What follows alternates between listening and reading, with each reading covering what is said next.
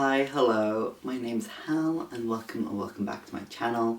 Today I wanted to do my April reading wrap-up video.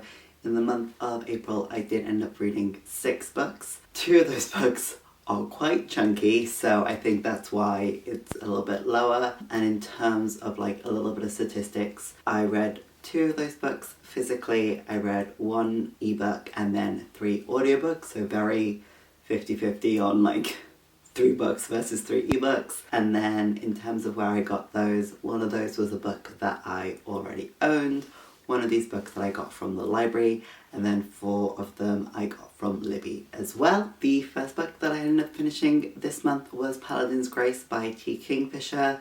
I read this as an audiobook. This is a fantasy romance book. I've read other books by Kingfisher before, so I was interested in picking up one of her like more romance forward fantasy books, if that makes sense. Obviously all the other books that I have read by her do have like an element of romance to varying degrees, but I just thought I would pick this up. I know that I do in general enjoy her writing and her work. In this book we're following Stephen, who is a paladin to a god that was killed about like 3 years ago. I think he was called the Saint of Steel, and it's basically very much like we're exploring the idea of what do you do when, you know, you're a paladin, you're a soldier who has an oath to a god. What happens when that god is now dead and you no longer have that like purpose in your life? You know, all the paladins for this god were also ones that would go into like a berserking rage during the fight, kind of for the saint, and so they still have that kind of thing going on,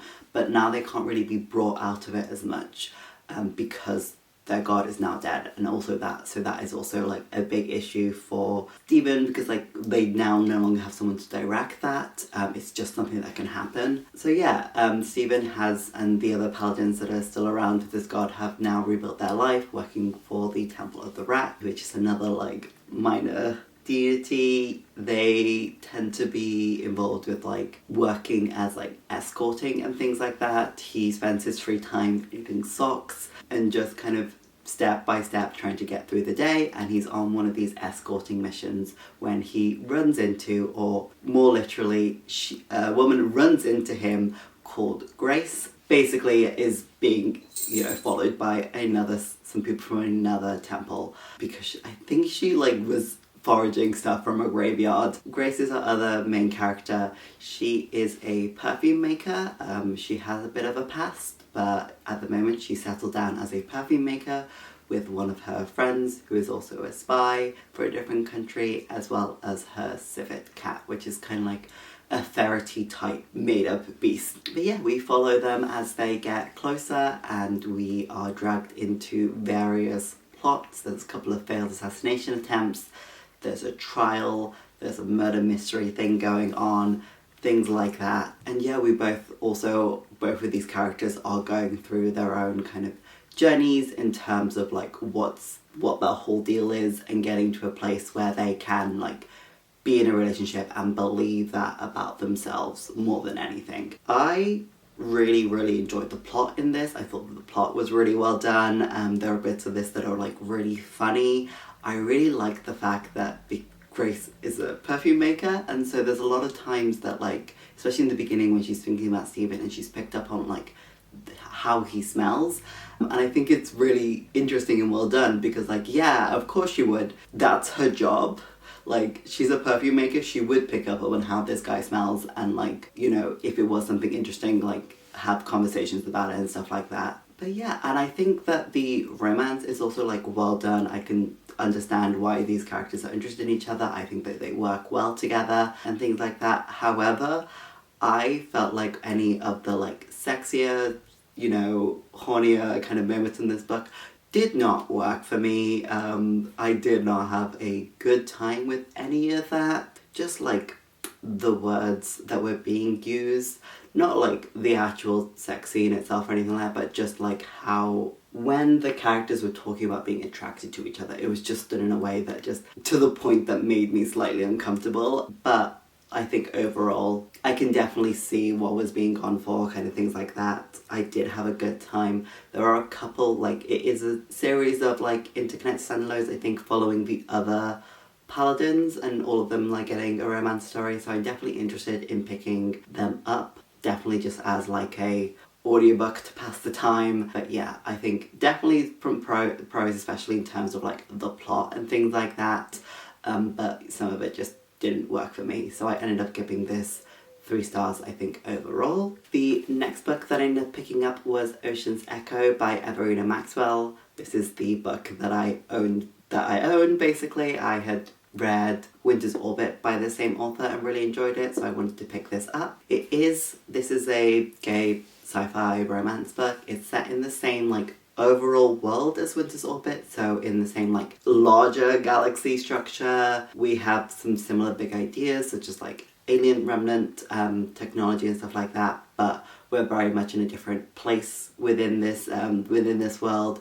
We're following different characters. There's different like things going on. We're following our main character, Tennel. He's the nephew of like a general in this world. He's pretty well off, and he's also something that's called a reader. I will explain more later. And he's decided to kind of run away from all of his responsibilities. He's in like a space casino type situation, using his skills for in and around like organized crime, which is like super duper illegal, not just regular using reading abilities illegal.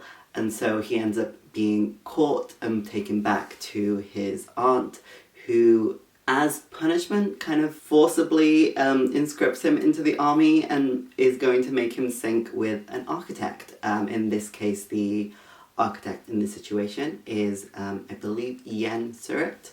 It's definitely Surratt. The last name is not on the back of the book, and I'm not able to find it quickly. So he is a lieutenant in the army.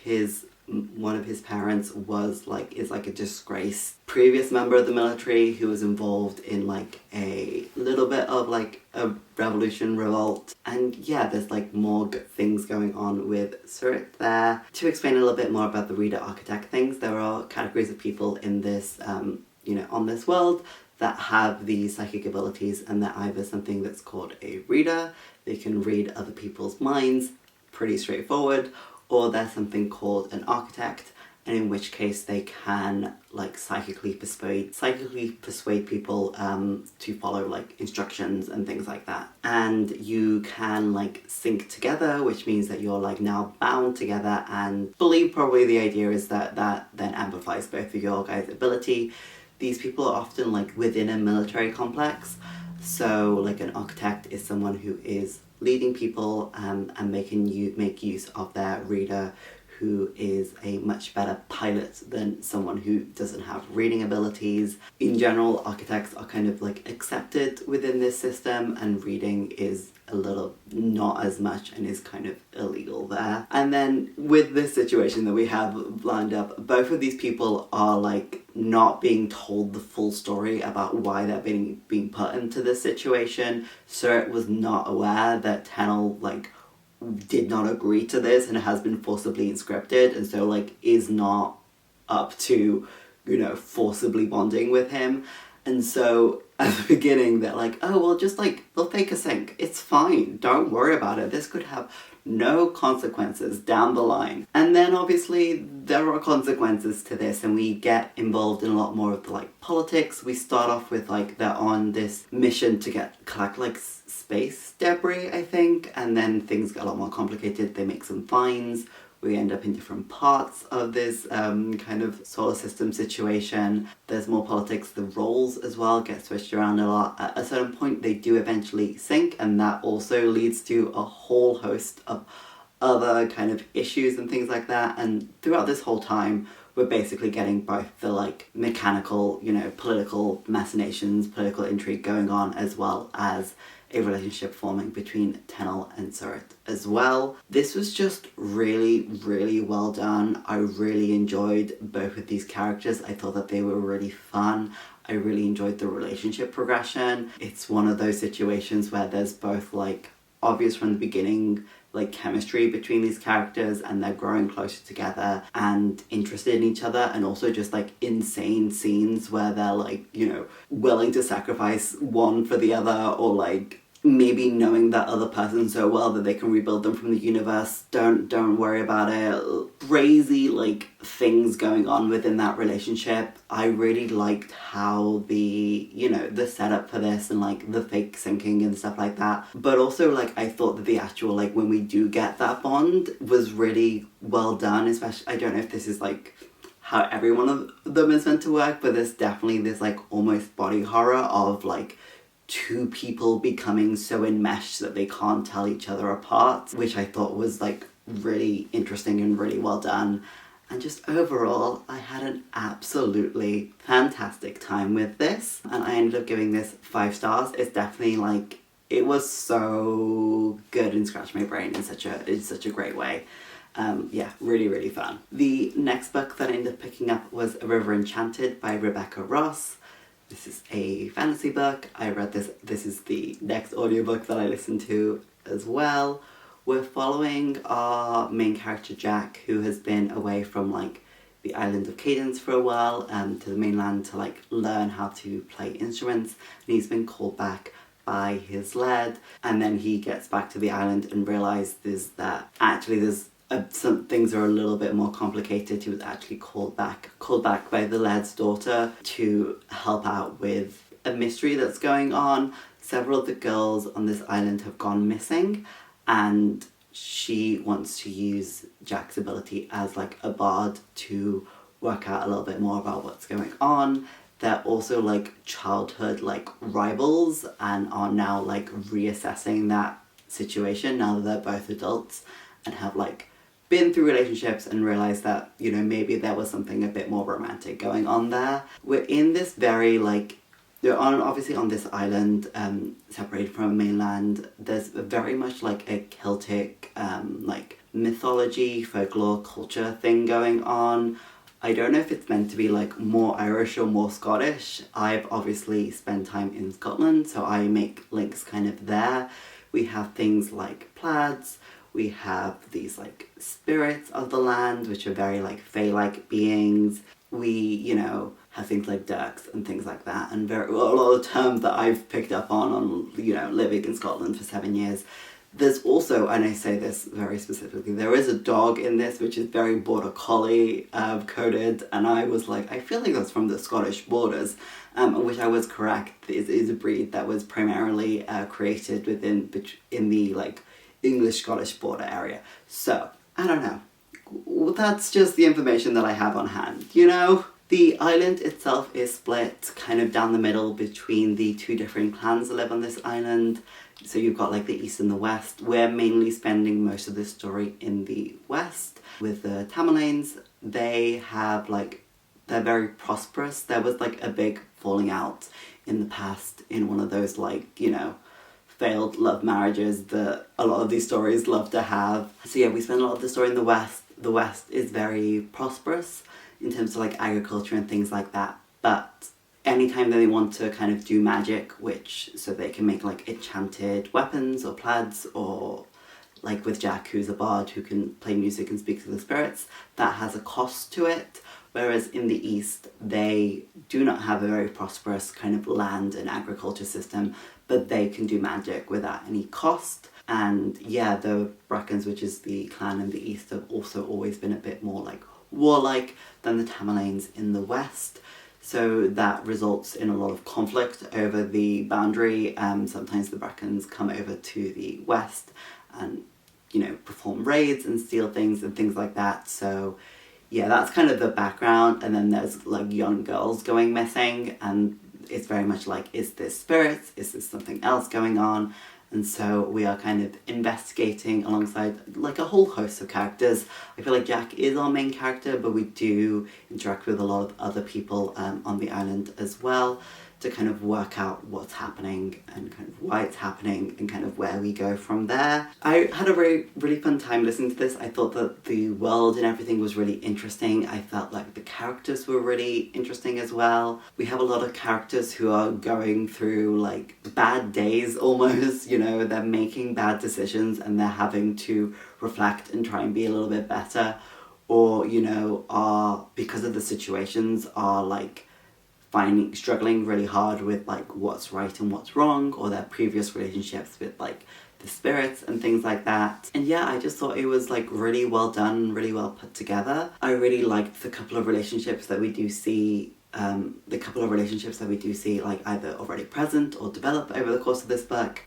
Nothing in this like really struck me as anything like specific, if that makes sense. I just genuinely had like a good time, but it didn't really like super compel me in any particular way. So yeah, I gave this 3 stars. It's a duology, there's a sequel to this book, which I'm excited to get to as well. The next book that I ended up picking up was Kushiel's Chosen by Jacqueline Carey. I did read this as like an ebook on my phone, but I do also now have a US copy of this. So because I read this as like the UK ebook, which is obviously a smaller paperback than what this is, the page count via Storograph was a lot longer than this, so this was the other like quite chunky book that I was reading. This is obviously a big tall paperback book, so like this says it's like 500 pages, and the Storograph for the digital copy that I was reading said it was almost 800 pages, so like somewhere in that realm. This is the sequel to Kushiel's Dart, which I read last month. This is a fantasy kind of story. We're set in a weird historical but in a Renaissance fair type way, fantasy Europe kind of situation. There's a weird religious kind of thing going on. I do explain this slightly better in my review for Kushiel's Dart. I don't want to get into the nitty-gritties again, but what you need to know is that there is a like religious system going on in this world that leads to this like night court where you have houses that have, you know, various adepts for a certain thing, which results in like a ritualized type of like courtesan role, a ritualized like BDSM type role. And we're following our main character, Phaedra, who is brought up within this system, and she's raised to be like a courtesan spy type character. She has something called Kushiel's Dart, which is a red dot in her eye. That means that she's God's perfect little masochist. And yeah, in the first book, we're basically following her from like a child up until kind of as an adult, as she gets dragged into various kind of political schemes, including a kind of large-scale conspiracy that's going on for another country trying to take control of the country that she lives in, which is like a fantasy France situation. Oh, I can show you. This is the map. You know what I mean? It's fantasy Europe. It's because it's fantasy Europe. One of the things that I didn't quite mention in my review for the first book is that one of the other major players in this story is a woman called Melisandre. She is like one of Phaedra's like patrons, and also one of the big actors in the political kind of intrigue that's going on, kind of opposing Phaedra. And in the first book, when we finish, Phaedra ends up with like the storybook ending. She's inherited some holdings. She's now living there in like peace alongside Jacqueline and some of her other companions. But Melisandre got away kind of scot-free from the punishment that she was meant to get. And the very beginning of this book, Phaedra receives a gift where she's very much like, this is a coded message from Melisandre and I need to get back into the game. And that's kind of what she does. And for the first bit of this book, she is very much like looking around, trying to investigate, hitting brick wall after brick wall, and everyone around her is being like, I don't think that's what's happening, and she's like convinced herself of this. And in the end of the day, she is right, you know? So yeah, so in this book we're basically getting Phaedra going back into the political intrigue, spy and courtesan game, but now kind of as an adult with a standing and things like that. I mentioned a little bit in my review for Kushiel's Dart as well, that whilst I really enjoyed Phaedra and Jacqueline's relationship, and as part of the reason that I enjoyed it is that there was this inherent tension to them. Phaedra obviously being God's perfect little masochist, as I previously explained, and Jacqueline was brought up as a celibate warrior monk, and so they are at very opposing kind of sides when it comes to some of Phaedra's choices in the beginning of this book. I thought it was really well done because again, so there is like tension within that relationship basically throughout this book. They kind of are going through a messy kind of almost breakup where they both respect the other person and the decisions that they are making, but also fundamentally don't agree with them. It's a very like don't go where I can't follow kind of thing, and so they're being incredibly mean to each other whilst also like knowing that that is also hurting themselves kind of thing. And I think it was well done because it's not like a situation where there is new drama being brought up in the second book in a series to keep our main couple apart. Like, this was stuff that I was picking up on at the end of book one, and it's just obviously kind of ran to its logical conclusion, which is these issues, you know, these facets of who they are and how they've been brought up are at odds with each other, and it's going to kind of blow up in a situation, and, you know, here we go, it did. But yeah, we end up exploring more of this world. We end up in La Serenissima, which, like in real life, is the Venetian Empire. We explore some of the Balkans as well, and like Greece. Again, we're in varying levels of history in all of these situations. There's varying levels of like real life, you know, religion kind of stuff going on. We're also exploring a little bit more with the Jesuits, the like Jewish people analog in this book as well. So some choices being made. It's a book where it's like, I'm having a great time, but I do think some of these choices are wild and also questionable, and I think that other people would have more issues with this than I am currently having. But I really enjoyed the setting of La Serenissima. I enjoy Venice. I've recently been to Venice. You know, I've been to Venice earlier this year. That was a great time. I thought that was really fun. I enjoy political intrigue. I enjoyed the kind of world set up in this book. But very much like, this is much more like straightforward amount of time than the previous book. Veda just keeps on getting herself into situation after situation in a real way at a certain point in this book. I had a really fun time. I continue to really love the writing and all the characters. I still do feel quite emotionally attached to all of these people. I didn't have as much of an emotional reaction to this book as I did the first one. And I don't think in general I enjoyed it quite as much as the first one, mainly because we are dabbling in some of those areas where I'm just like, I think you've made some choices here. Overall, I still had a great time. I was still like emotional when various things were happening. It did still make me feel a little bit insane at some moments, and I think compared to the other books that I read this month, I would still give this 5 stars, but at the same time, I don't think it's reasonable for to expect every book in this series to like have me crying like 50 times throughout the course of this book. Like, I just don't think that's a reasonable situation to be in.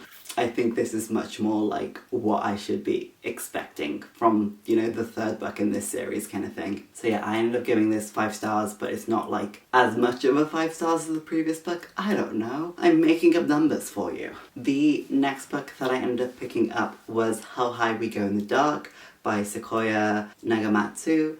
I read this as an audiobook. This is like a sci-fi dystopian literary type book. We're on Earth, where we start off this book basically in Siberia. There's like this big growing kind of canyon situation which is exposing things from the permafrost. I think this is a real place. I think I watched a video about how this was a real place, but don't quote me on that. And basically through this process of the permafrost melting and exposing more things, a body gets brought up, and following the exposure of this body, a kind of plague gets released into the world, initially just to the researchers in Siberia who found this body, and then it ends up spreading, which transforms organs into different organs. It's crazy. And so yeah, we're kind of seeing the like impacts of this plague being unleashed onto the world, as well as the continual impacts of climate change as well. And how we're doing this is that every chapter is like a little story following different characters at various points in kind of this timeline. Kind of are connected because obviously we're tending to go forwards in time. We're following like the progression of everything going on, and some of these characters are linked to other characters that pop up in various stories, but they are also all separate. It's not like there's one plot line that we're following. Each of these stories has a little plot, and overall they build up our idea of this world and kind of the impact of this plague and things like that. Like I mentioned, I read this as an audiobook. Each of these stories is also narrated by a different person as well, which I think adds to the whole vibe. It's like very anthology-like in that way. I thought that this was quite well done. I think the thing with like having lots of different stories is that some of these stories I felt worked really well and were really impactful and really emotional. Obviously we're dealing with a lot of illness and death, and especially the first waves of this plague are mainly impacting children as well. So it's quite a rough lesson in some of these places. And I thought that some of those stories were really, really well done. I really liked especially a lot of the stories that were at the beginning of this book. I thought that they were really well done. Unfortunately, some of the later stories didn't work as well for me. They didn't hit me quite right. Some of the characters, there were just some things that were a little bit off, and I just couldn't connect as much, especially in the latter half of this book, unfortunately. I think it does a really good job in telling you this story and telling you you piece together the progression of the plague and things like that, and without anyone kind of sitting down and telling you this complete story and kind of what's going on. I think that that was obviously done really well to be told through kind of vignette. And I thought it was also really fun that we kept circling back to people within like various families and stuff like that, and felt quite realistic in a lot of ways in kind of that regard as well. There's a lot of things that are kind of themes throughout kind of the books. We get a lot of characters who are Asian or Asian American, and looking at their perspectives as well, which I thought was really interesting, especially because like via Siberia, this plague, a lot of people are blaming like imports of seafood and stuff like that for the plague, especially coming into like continental America and stuff like that. So yeah, I thought that a lot of it was really well done. Unfortunately, some of the stories didn't work quite as well for me. I also felt like, obviously there's various points in time kind of moving forwards that we're hitting, right? And I felt like that wasn't really reflected sometimes in kind of the cultural landmarks that are being used within the story. Obviously there are ways that we can see time passing. There are advancements in like technology and science. There's things around VR, there's things around how the landscape of the world has changed. There's a lot of conversation about the changes to the death and funeral industry that would occur due to this plague and stuff like that. But at the same time, anytime that any like music is mentioned, it's cultural landmarks that we have currently today. They're not like recent music, but it's stuff like Queen, where it's like, yeah, maybe in 2030, which is actually not that far away, that's a reasonable landmark to make. But I don't believe that like hundreds, at later points in this story, we would still be making those still kind of cultural touchstones would still be the same. It's also like, we're not really doing, and I know that this isn't the point of the book, but we get to like 2100s and we're still doing the same things with gender and with the like a nuclear family kind of thing. What do you mean you've got an ultrasound picture of your baby and you're having discussions with your parents about the sex of your child? Like, I felt like that was a bit weird. I don't think that they would be having that same conversation that we're currently having around family structure and, sex and gender and things like that. Or at least I would hope not. It was just kind of something that, like, I realized in this, like, very far future story, and I was like, I can't believe that you're not doing something more interesting with this, considering the interest, you've put a black hole in someone's head, but there's no trans people, Wild. Anyway, that's not an actual, like, complaint that I have with this book. It doesn't seem like it's a book that's interested in exploring any of those ideas, but it just felt very out of place to not have anything like realist, like really, really change over the next, like, what would that be, like 80 years? There's a lot of things that have changed from 80 years ago that it just felt very like, it didn't feel like it changed enough over the course of time, and that became more and more obvious the further in the future that we were, if that makes sense. But at the same time, again, I think that some of the ideas that this book is trying to tackle and the ways that it's doing it are really, really interesting, and I felt like it was really good. So yeah, I've ended up giving this 3 stars just because I felt like, again, I felt like the beginning of this book was really, really strong, and then it lost me a little bit nearer the end. There were a couple of stories at the end that I thought were very good again, but yeah, that's kind of the vibe, if that makes sense. The last book that I read this month was The Raven Scholar by Antonia Hodgson.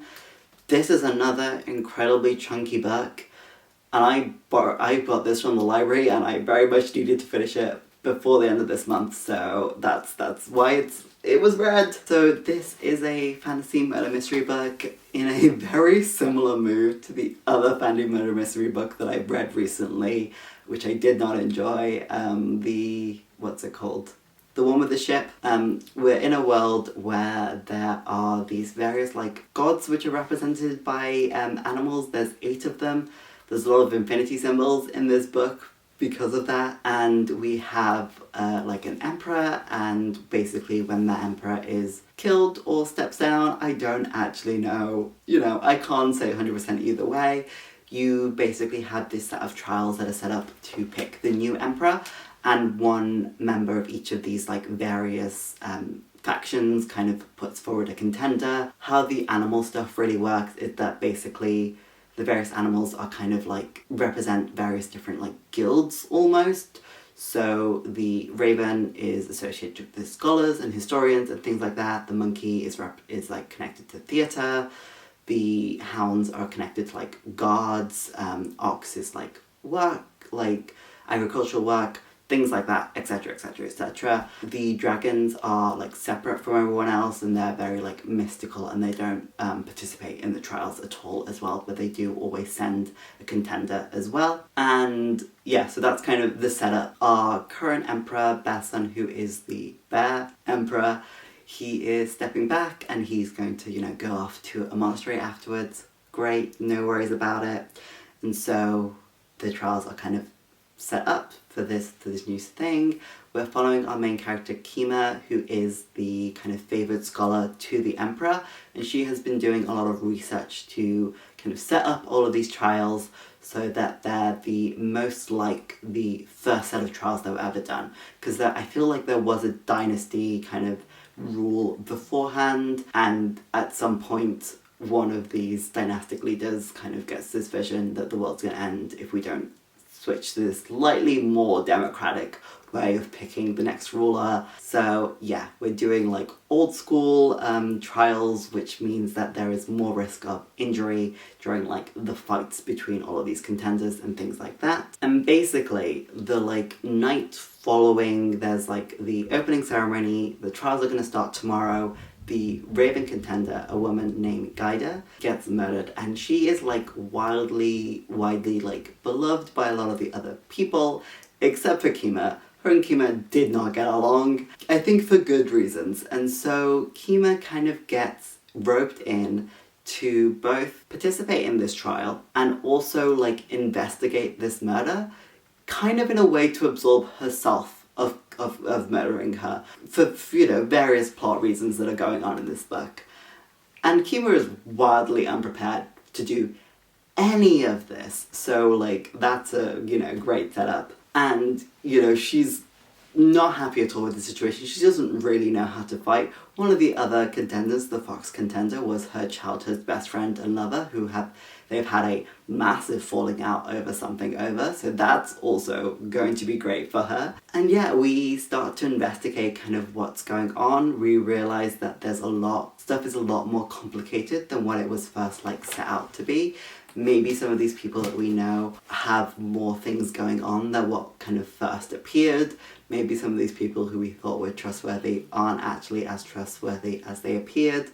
And there's a really like complicated and big kind of conspiracy kind of going on in this book, which I thought was really, really interesting and really well done. Again, I do enjoy some good court intrigue and politics and things like that. Yeah, I thought that this story and the like mystery element of this were really, really well put together. I really enjoyed how we got little bits of the puzzle. So, we learned actually, to be fair, quite early on who had killed Gaida, but it's still like, why has this happened? What has led these people to want to murder this woman? And then kind of finding out more about that. And obviously at the same time the trials are happening, and there's people who are more or less kind of suited to this role, and Kima is very much being forced into it and is trying to begin with, trying to get someone else kind of chosen, and then it's kind of like, maybe I need to like, you know, be chosen, and that's also like a whole thing. I think that the story is also doing some really interesting things with